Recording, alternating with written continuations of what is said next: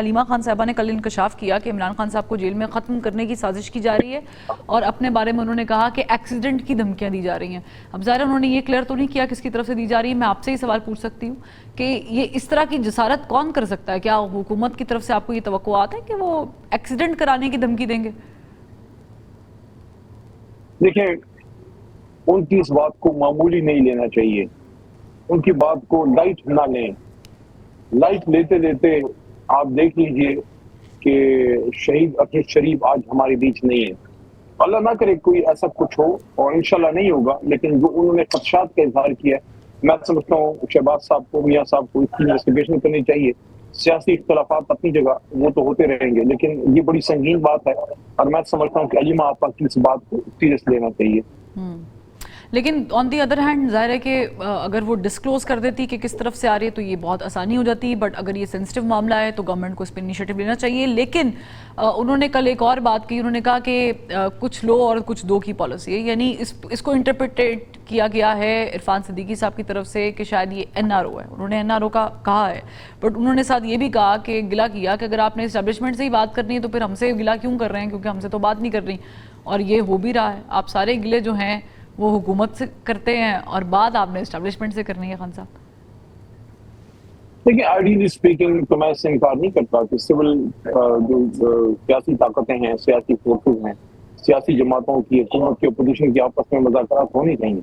لیکن اس وقت بہت بڑا ایک سوال ہے میاں صاحب کے، شہباز شریف صاحب کے، کہ کیا وہ با اختیار ہیں؟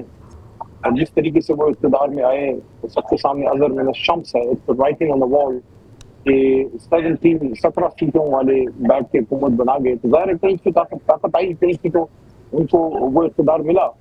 تو سب کو پتہ ہے کہاں سے ملا، تو پھر بات بھی ادھر ہونی چاہیے. پاکستان کے مفاد میں میں سمجھتا ہوں بیٹھنا چاہیے. ہم یہ نہیں کہتے کہ ان کو ہٹا کے ہمیں اقتدار دے دیں، وہ تو پھر وہی بات ہوگی جو انہوں نے کی ہمارے ساتھ. ہم کبھی بھی یہ نہیں چاہیں گے.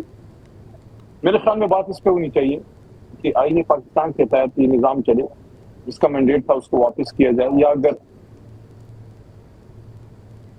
صحیح ٹھیک. علی محمد خان صاحب جی خان صاحب پلیز کنٹینیو.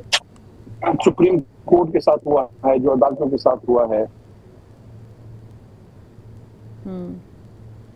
یعنی آپ کہہ رہے ہیں کہ ظاہر ہے کہ اعتماد بحال حکومت کو آپ کا کرنا پڑے گا، اور اسی وجہ سے شاید بہت ساری چیزیں خراب ہو رہی ہیں کیونکہ اعتماد اپوزیشن کو حکومت اور حکومت کو اپوزیشن پہ نہیں ہے. لیکن اندر کوسچن خان صاحب، سلمان اکرم صاحب کہہ رہے ہیں کہ کسی بھی وقت ہم ملک گیر احتجاج جو ہے وہ شروع کر سکتے ہیں. عمران خان صاحب نے ہمیں کال دے دی ہے. میرے پروگرام میں فیصل چودھری صاحب موجود تھے. وہ کہتے کہ پاکستان تحریک انصاف کے پاس گراؤنڈز نہیں ہے to develop a pressure on the government یا موجودہ سیٹ اپ. تو آپ اگری کرتے ہیں ان کی اس بات سے؟ اور دوسرا یہ کہ احتجاج کی بات کی جا رہی ہے، تو کیا ایک بار پھر احتجاج کی کوشش کریں گے آپ، اور وہ کس کے خلاف ہوگی؟ فیصل صاحب جو لائر ہیں، زیادہ لیگل معاملات پہ دیکھتے ہیں، یہ پولیٹیکل ایشو ہے. میرے خیال میں جو راجہ صاحب نے بات کی ہے اس میں وہ میں بالکل موقع اور بروقت بات کی ہے. یس، احتجاج کی طرف جماعت جائے گی اگر عدالتوں سے اب ریلیف نہیں ملے گا. آپ نے دیکھ لیا عمران خان صاحب کی کیسز کے ساتھ ہائی کورٹ میں کیا ہوا ہے. ابھی دیکھتے ہیں، اللہ کریے 5 تاریخ کو جو ملی ہے اس کو وہ لگ جائے کیس خان صاحب کا. اس پر احتجاج کی طرف اگر جماعت جاتی ہے تو شاید پھر وہ پورے ملک میں پھیلا دیا جائے، کیونکہ اسلام آباد میں جس طرح ہمارے لوگوں کو مارا گیا ہے، ہم تو نہیں چاہیں گے کسی ایک شخص کو بھی گولی لگے. تو پھر اس کو پھر لازماً لیڈرشپ خان صاحب کے ساتھ مشورہ کرے گی.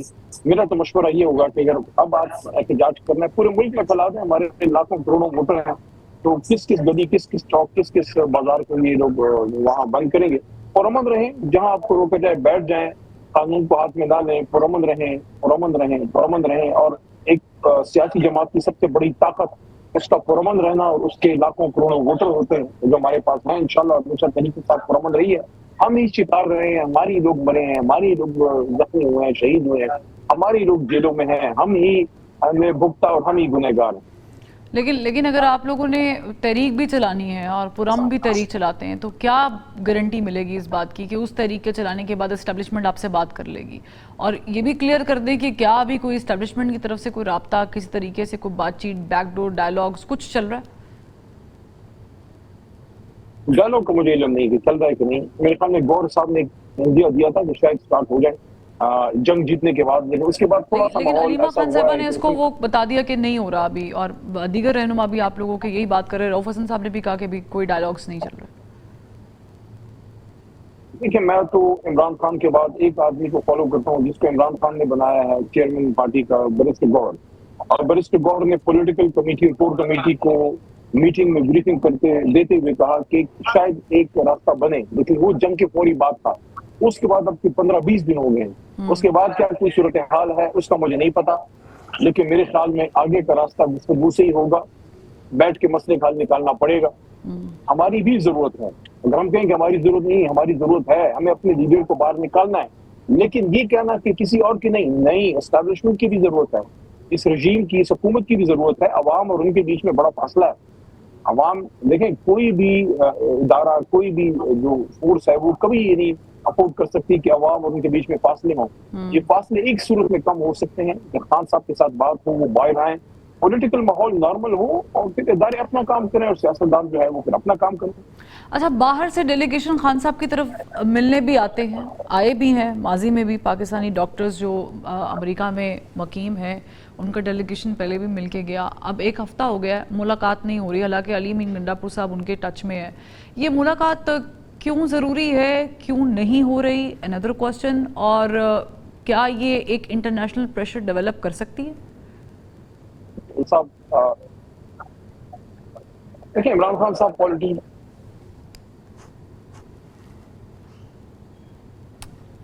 Leader, as a national hero, उनकी एक इज्जत है, वो अक्रॉस द पार्टी लाइन है। बहुत से लोग ऐसे भी हैं, न्यूट्रल लोग हैं, लेकिन वो खान साहब को जेल में बर्दाश्त नहीं कर सकते। उनमें कुछ ऐसे भी हैं जो हमारी जमात के लोग हैं।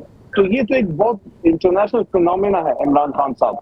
इसको सिर्फ आप तरीके इंसाफ तक महदूद नहीं कर सकते। उम्मत मुस्लिमा के पास इस वक्त नेतन्याहू और मोदी और इस तरह की जो है, जो कातिल किस्म के जो लीडरशिप है, मुसलमानों के दुश्मन, आपके पास एक इमरान खान ही है जो उनके एक कदावर शख्सियत है, जो खड़ा हो सकता है। आज मुझे बताइए, मैं दिल से ये बात कर रहा हूँ, शायद आप के दिल को ये बात लगे आपके नाज़रीन को, क्या अगर इमरान खान वज़ीर आज़म होते, क्या नेतन्याहू गजा में इस तरह खुलेआम कत्लेआम कर सकता था?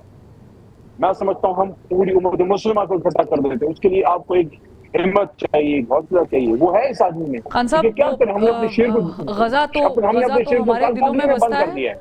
इमरान खान साहब के दौरे हुकूमत में ही 370 आर्टिकल रिवोक हुआ था कश्मीर वाला, लेकिन ये हमारा टॉपिक नहीं है। मैं इसे थोड़ा सा और आगे लेके चलती हूँ, और वो ये है कि उसमें फिर हमने जवाब भी दिया, अभी नन्नू को पकड़ा भी, चाय भी पिलाई, बिल्कुल। उसके बाद आपने बाहर भी भेजा, फिर हमने जुम्मे वाले दिन, सर जुम्मे वाले दिन हमने खामोश एहतजाज भी करके देखा खान साहब।